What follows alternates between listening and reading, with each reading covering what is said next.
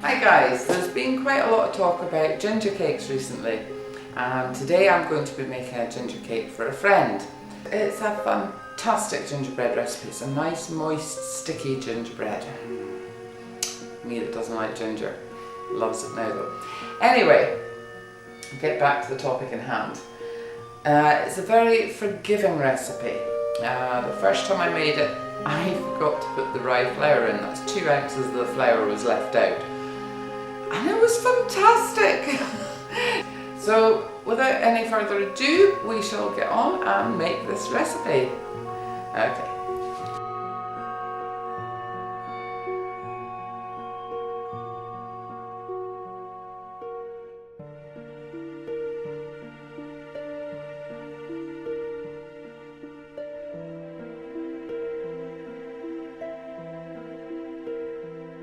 So the recipe calls for 6 ounces of molasses. I've got pure blackstrap molasses.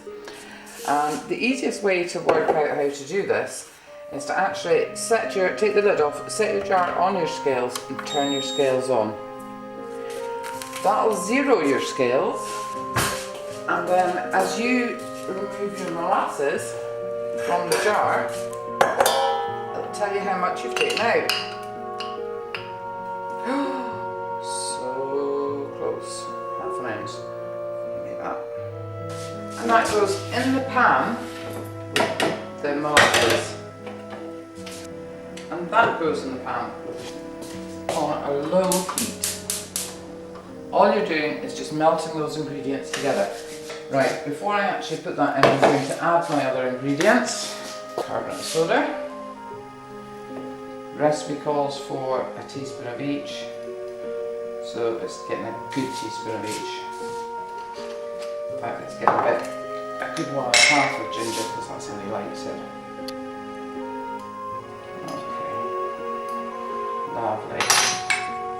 When you're sieving, don't bang your sieve against the side of the bowl. This is just for people who don't know. Obviously, a lot of people that have been cooking for ages know all these things. Bang it against your hand, because the whole point of sieving is to put air into the flour mixture.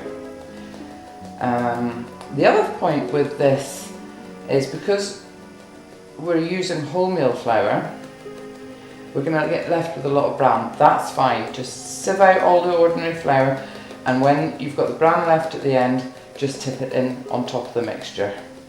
Don't forget to stir your mixture in your pan every now and again. All you're doing is combining the ingredients, so you don't need to do much more than stir it occasionally. But as soon as that butter's melted and everything's mixed together nicely, turn the heat off. Right, this recipe wants you to use a 2-pound loaf tin, and you've got to prepare it, of course, so just grease it and then line it with some baking parchment. And that's all we're going to need for this pan, for this loaf tin. Right, if when you do your lining you leave ends like this, it makes it very easy to take the cake out again. Once it's cooked, leave it to cool for a couple of minutes and then just simply lift it out by the ends.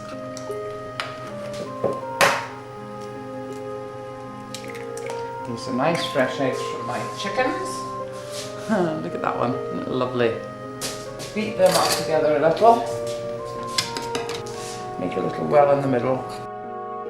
That's it. And we can just pour that in and mix it. Okay, that's our mixture cooled down now and ready to go into, see how nice and silky that is. Ready to go into our flour, so just pour it in. Other mixture here as well, which also just goes in. And you just mix it all in. It's a very wet mixture, which is fine, just makes a nice moist ginger cake. Okay, so once your mixture is all beaten in and you're happy with that, pour it into your tin. And now it goes in the oven 160 for an hour and a quarter. So don't forget to set your timer.